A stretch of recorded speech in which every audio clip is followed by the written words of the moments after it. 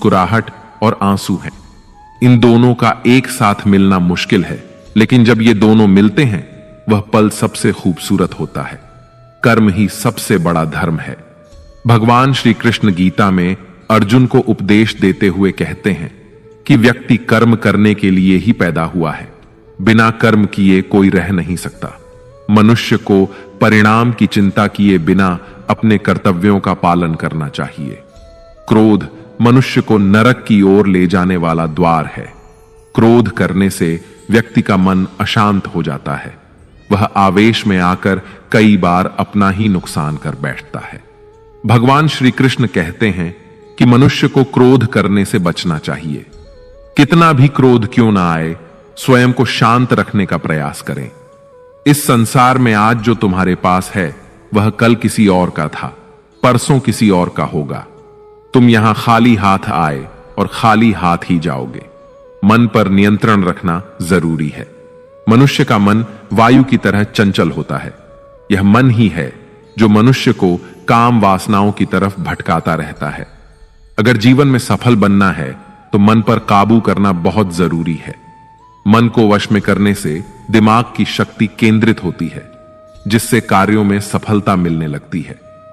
गीता के अनुसार जिस व्यक्ति ने अपने मन पर काबू पा लिया वह मन में पैदा होने वाली बेकार की चिंताओं और इच्छाओं से भी दूर रहता है।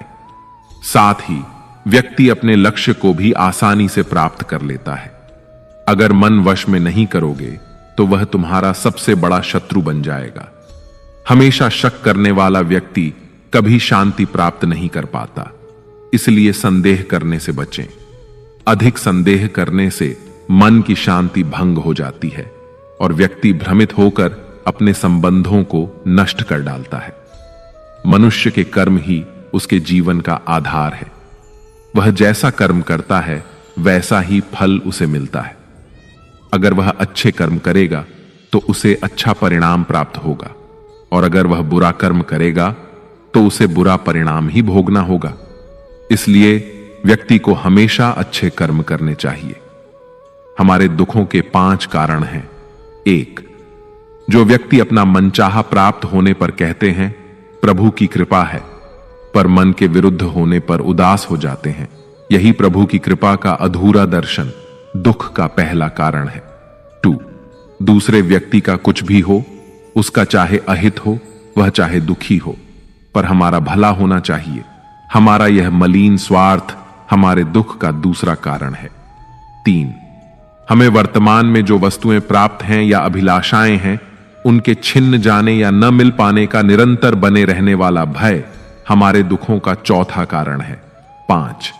जो हमें करना चाहिए वह ना करना और जो नहीं करना चाहिए उसे करना। यह प्रमाद भरी आदतें हमारे दुखों का 5वां कारण है। बनाकर कहीं कोई सुंदर घटना हो जाने पर उसका सारा श्रेय हम अकेले ही ले लेना चाहते हैं। यही अहम भाव हमारे दुखों का 5वां कारण है। कान्हा कहते हैं कौन क्या कर रहा है, कैसे कर रहा है और क्यों कर रहा है, इन सब से आप जितना दूर रहेंगे उतना ही खुश रहेंगे। तन की सुंदरता मन को आकर्षित करती है, जबकि स्वभाव की सुंदरता हृदय को आकर्षित करती है। इसलिए मनुष्य का स्वभाव हमेशा निर्मल होना चाहिए। जिंदगी में हम कितने सही हैं और कितने गलत हैं यह सिर्फ 2 लोग जानते हैं, एक परमात्मा और दूसरा हमारा अंतरात्मा। भगवान श्री कृष्ण कहते हैं जिस मनुष्य के अंदर ज्ञान की कमी होती है और ईश्वर में श्रद्धा नहीं होती वह मनुष्य जीवन में कभी भी आनंद और सफलता को प्राप्त नहीं कर पाता। मोह विनाश का कारण होता है। मनुष्य के दुखों का मूल कारण उसका मोह ही होता है। वह जितना अधिक मोह करेगा उतना ही अधिक कष्ट भी भोगेगा। पछतावा अतीत नहीं बदल सकता और चिंता भविष्य नहीं संवार सकती। इसलिए वर्तमान का आनंद लेना ही जीवन का सच्चा सुख है। श्री कृष्ण कहते हैं जो तुम्हारा साथ देता है तुम उसका साथ दो, और जो तुम्हें धोखा देता है तुम उसे त्याग दो। जिस जगह आपका सम्मान ना हो वहां पर कभी जाना नहीं चाहिए, वरना लोग आपको कमजोर और मूर्ख समझेंगे। जहां बारिश ना हो वहां फसल खराब हो जाती है, और जहां संस्कार ना हो वहां नस्ल खराब हो जाती है। इतनी जल्दी दुनिया की कोई चीज नहीं बदलती जितनी जल्दी इंसान की नीयत और नजर बदल जाती है। इस संसार में वही सुखी है जो दुख में ज्यादा दुखी ना हो और सुख में ज्यादा उछले नहीं। सुख दुख, मान अपमान, जय पराजय, खोना पाना, आना जाना, हानि लाभ, ये सब लगे ही रहेंगे।